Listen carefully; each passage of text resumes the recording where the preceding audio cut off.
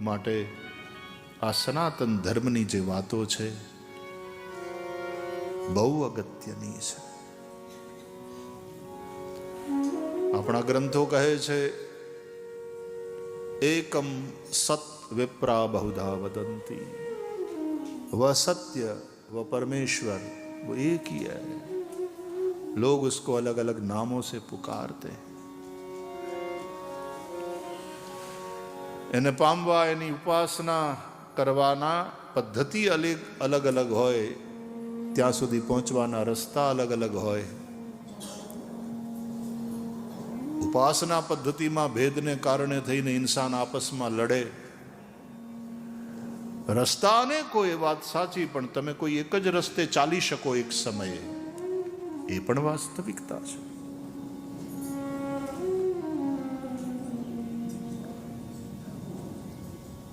प्रेम में जियो, 100 बरस की जिंदगी से अच्छे हैं प्यार के 2-4 दिन. प्रेम में जीना ही जीना है. प्रेम ही अमृत है. परमात्मा भी प्रेम स्वरूप है. लोग कहते हैं love is God, God is love.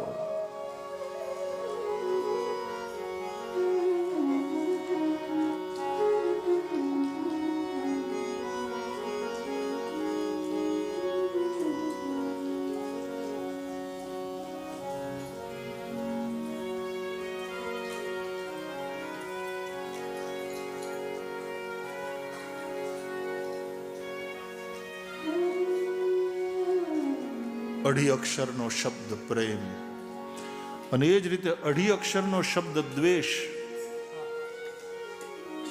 પણ દ્વેષ એ વિષ છે, ઝેર.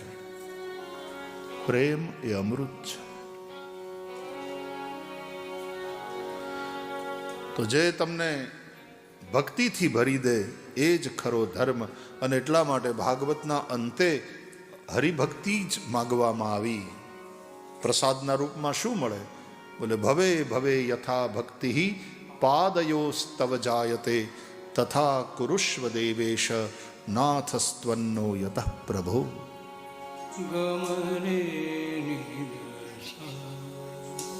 ભક્તિમ પ્રયચ્છ રઘુપુંગવ નિર્ભરામ મેં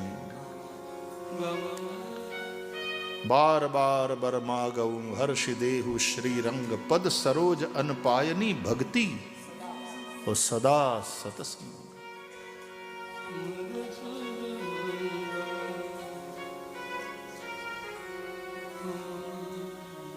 ભક્તને ભક્તિને લઈને જ ભગવાનના 24 અવતાર થયા. આમ તો 24 અવતાર એની ચર્ચા છે ભાગવતમાં, પણ અવતાર 24 જ છે એવું નથી. અવતારા અસંખ્યા, અવતારો અસંખ્ય છે.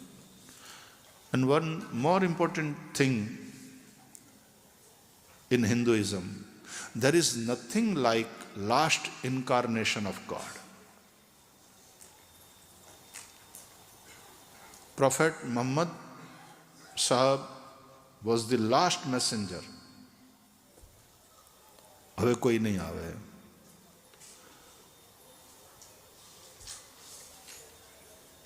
પણ આ લાસ્ટ અવતાર, હવે પછી અવતાર નહીં થાય એવું હિન્દુઇઝમમાં નથી. बिलीफ सिस्टम होती है सबकी अपने अपने धर्म की.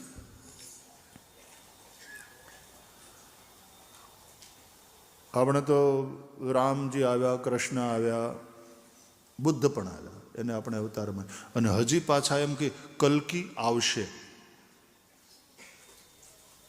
अवतार इन वेटिंग कि अभी कल्कि अभी आएंगे. और कल्कि प्रकट हो भी जाए तो उसके बाद कोई नहीं आएगा, ऐसी बात नहीं है. So there is nothing like last incarnation. केम? कारण के भगवाने भगवद गीता में कहूँ यदा यदा हि धर्मस्य ग्लानिर्भवति भारत अभ्युत्थानम अधर्मस्य तदात्मानं सृजाम्यहम्. જ્યારે જ્યારે જરૂર પડે સૃષ્ટિને, અધર્મ વધી જાય, ધર્મની હાનિ થઈ જાય, એટલે કે મૂલ્યોનો હ્રાસ થાય, વેલ્યુઝ ખતમ થઈ જાય. માણસ માણસને પ્રેમ કરવાને બદલે માણસ માણસને મારે, કોઈને ખવડાવવાને બદલે ખાઈ જાય ઝોંટીને બીજાનું, પ્રેમને બદલે નફરત, દ્વેષ, ઘૃણા, હિંસા. વેલ્યુઝ જ્યારે ખતમ થઈ જાય ત્યારે એ પરમ સત્તા, એ પરમ અસ્તિત્વ કોઈના કોઈ રૂપે પ્રગટ થાય છે, થતી રહી છે અને થતી રહેશે. ભગવાનનું વચન છે, તદાત્માનમ સૃજામ્યહમ સંભવામી યુગે યુગે. તો આવી આ બધી 24 અવતારોની જે કથા છે, શ્રીમદ ભાગવતની કથા, ભગવાન વેદ વ્યાસે આની રચના કરી. દેવર્ષિ નારદની પ્રેરણાથી વ્યાસજીએ રચના કરી અને ભક્તિયુક્ત મનથી રચના કરી. ત્યારે વ્યાસજીને શાંતિ થઈ. તો ભક્તિ છે એ જ, it's the answer to all the questions. Believe me, social અને ઇકોનોમિકલ ઇનજસ્ટિસને દૂર કરવા માટેનું પણ જો કોઈ સાધન હોય તો એ છે ભક્તિ, હરિભક્તિ. હાજી. અને ભક્તોનો એ ભગવાન ખાલી મંદિરની મૂર્તિમાં નથી બેઠો હતો, એ તો ઈશ્વર સર્વભૂતાનામ હૃદયે તિષ્ઠતિ, પ્રાણી માત્રના હૃદયમાં છે, ભગવદ્ ગીતા કહે છે. અને તેથી કોઈને જમાડવું એ પણ હરિભક્તિ છે. ભૂખ્યાને ભોજન આપવું તે હરિભક્તિ, વસ્ત્રહીનને વસ્ત્ર આપો હરિભક્તિ, બીમારની દવા અને એની ચિકિત્સા કરો એ પણ ભગવાનની ભક્તિ, કોઈ ગરીબ છોકરાઓને ભણાવો હરિભક્તિ. આપણી ભક્તિની વ્યાખ્યા, એ જે ડિવોશન છે એ કેટલું કરી શકે છે. હરિભક્તિ હોય તો શું માને માણસ કે મારી પાસે જે પૈસા છે એ મારી પાસે છે પણ મારા નથી, આ બધું ભગવાનનું છે. અને ભગવાનનું છે તો ભગવાનને માટે વાપરવાનું છે, ભગવાનની સેવામાં લગાડવાનું છે. એટલે સારે માર્ગે વાપરવું એ પણ ભગવત સેવા છે, એ હરિભક્તિ છે. ભક્તિ એટલે સેવા. ભજન, ભજ સેવાયામ, એટલે ભજનનો એક અર્થ થાય સેવા. તો કોઈની મદદ કરવી, કોઈની સહાયતા કરવી. અને ભક્તિ એટલે જે ભગવાન મારામાં બેઠો છે એ જ ભગવાન બધામાં બેઠો છે, એટલે હું સૌને પ્રેમ કરું, બધા માટે મને પ્રેમ થાય. સિય રામ મેં સબ જગ જાની, કરઉ પ્રણામ જોરી જુગ પાની. તો સામાજિક વિષમતા પણ દૂર થઈ ને, સોશિયલ ઇનજસ્ટિસ ના રહે જ્યારે આવો ભાવ થાય ત્યારે.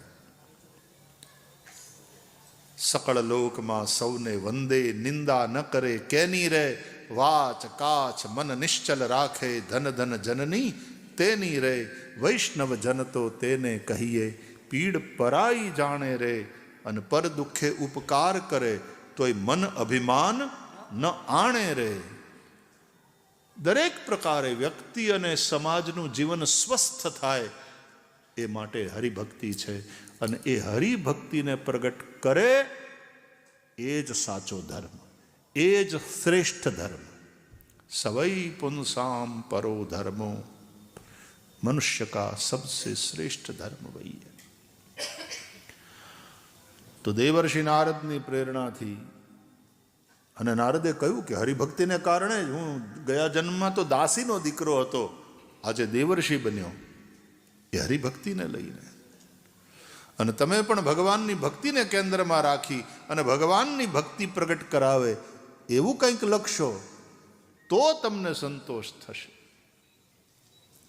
પ્રેમ શબ્દ છે ને, સંસ્કૃતમાં પ્રુઈ ધાતુ છે. પ્રુઈ ધાતુ છે એ તૃપ્તિના અર્થમાં છે. પ્રુઈ તર્પણે, એ ધાતુથી શબ્દ બને પ્રેમ. એનો અર્થ એ છે કે પ્રેમ વગર તૃપ્તિ જ નથી. Without love, there is no satisfaction. એ પ્રેમ નથી તો તૃપ્તિ જ નથી. ભગવાન પણ એ પ્રેમ થકી જ તૃપ્ત થાય છે. એટલે ભક્ત્યા તુષ્યતિ માધવ. ભગવાન ભક્તિથી પ્રસન્ન થાય. તો વ્યાસ ભગવાને દેવર્ષિ નારદની પ્રેરણાથી ભક્તિપૂર્ણ હૃદયથી ભાગવતની રચના કરી શુકદેવને સંભળાવ્યું. શુકદેવે પછી, કારણ કે શુકદેવના હૃદયમાં પ્રેમ હતો. કોરા જ્ઞાની હોત તો શું કામ ભાગવતની કથા? બ્રહ્મૈવાહમ કહીને પરમહંસ તો એકલો બેઠો હોય, આનંદમાં હોય. એક ભજન છે આવા જ્ઞાન માર્ગીઓનું, અનુભવીએ એકલા અને આનંદમાં રહેવું રે, અરે ભજવા પરિબ્રહ્મ બીજું કાંઈ ન કહેવું રે. અનુભવીએ એકલા અને આનંદમાં રહેવું રે, અનુભવીએ એકલા આનંદમાં રહેવું. એવો જ્ઞાની પુરુષ કોઈનો સંગ પણ ન કરે અને આનંદમાં રહે. ભજવા પરિબ્રહ્મ અને બીજું કાંઈ ન કહેવું. મૌન, મનન, ચિંતન, બ્રહ્મૈવાહમ. પણ સુખદેવજી જો ખાલી આવા હોત તો વ્યાસપીઠ ઉપર બેસે, પરીક્ષિતને કથા સંભળાવે નહીં. એના હૃદયમાં પ્રેમ છે. એટલે ભાગવત ભણ્યા પણ ખરા, અને ભણ્યા પછી એમણે પરીક્ષિતની આગળ ગાયું પણ ખરું. એ પરીક્ષિત જે પાંડવોના વંશમાં પ્રગટ થયા, અને એ પાંડવ જેના ઉપર ભગવાન કૃષ્ણનો આટલો પ્રેમ, જે અર્જુનના રથનું સારથ્ય કર્યું પ્રભુએ. કુંતા માતા, પાંડવોના માતા, કેવા પરમ વૈષ્ણવ છે કે ભગવાનને એણે એમ ન કહ્યું કે મારા જીવનમાં દુઃખ ન હોય, મારા દુઃખોને હરી લો. એવું નથી કહ્યું, હરી લો એવું નથી કહ્યું. એની પ્રાર્થના એ છે, ઉલટાનું એમ કહ્યું, વિપદઃ સંતુ મે શાશ્વત. ભલે મારા જીવનમાં દુઃખ હોય પણ હું દુઃખી ન થાઉં એવી કૃપા કરો. ઉલટાના દુઃખમાં તો તમે યાદ આવો બહુ. દુઃખમાં ઘણી વાર માણસ ભગવાનને વધારે યાદ કરે, સુખમાં ક્યારેક ભૂલી જાય.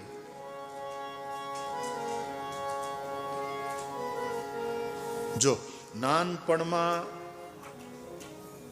પછી જે દૂધલ્યા દાંત હોય ને એ ધીમે ધીમે પડી જાય એક એક, બરાબર ને? તો એ પછી દાંત હલે હલે ને એટલે થોડા થોડા દુખે. બધાએ અનુભવ કર્યો હશે. અને દુખે ને ધીમા ધીમા, ડોન્ટ નો વાય, ગમે.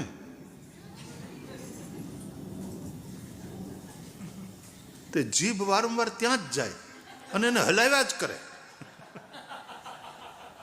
રાઈટ? આ એક્સપિરિયન્સ કર્યો છે ને? જીભ વારે ઘડીએ ત્યાં જ જાય, અને જો વધારે પડતો ધક્કો મરાય ગયો,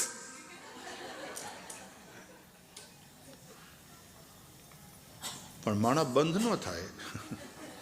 થોડી વાર રહીને પાછી જીભ એને હળી કરે જ. હા, જીભ દાંતને હળી કરે.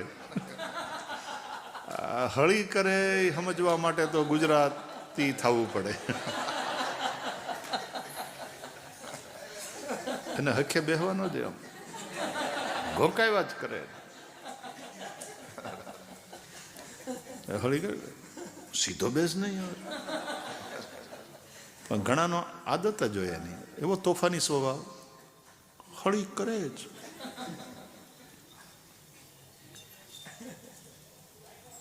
પછી છેવટે દાંત પડી જાય.